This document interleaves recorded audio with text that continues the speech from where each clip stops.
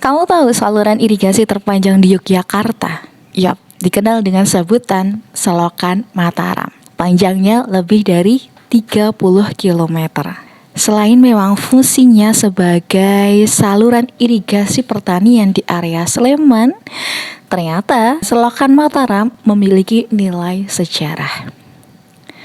Proses pembangunan Selokan Mataram berlangsung dari tahun 1942 sampai 1944. Ya, di masa pemerintahan pendudukan Jepang. Ketika itu Selokan Mataram dikenal sebagai Gunsei Yosero.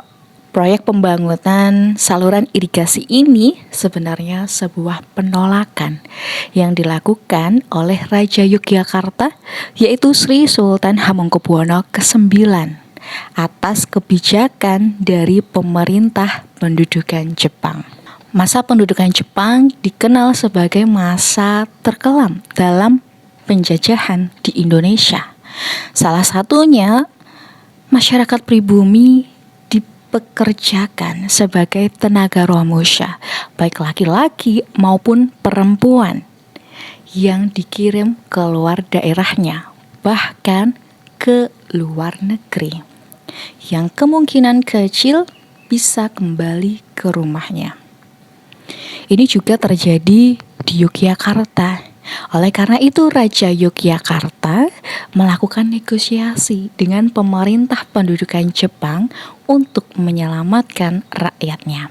Sultan berhasil meyakinkan pemerintah pendudukan Jepang dan memperoleh dana untuk melakukan proyek pembangunan saluran irigasi di wilayah Yogyakarta. Bagaimana Sultan meyakinkannya? Sultan mengakali dengan memalsukan angka statistik wilayah Yogyakarta, mulai dari jumlah penduduk, hasil panen padi maupun sumber makanan lain, serta jumlah ternaknya.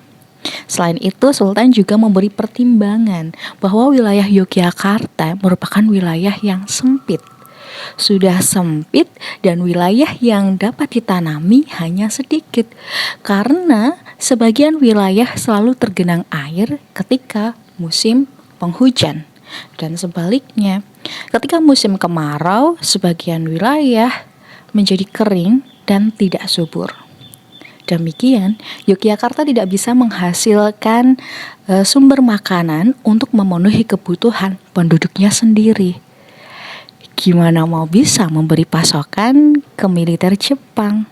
Akhirnya dibangunlah saluran dan pintu air untuk mengatur air hujan di daerah tergenang dan membangun saluran-saluran air dari Kali Progo ke daerah kering yang kekurangan air di daerah Sleman, ke arah timur sampai ke Kali Opak.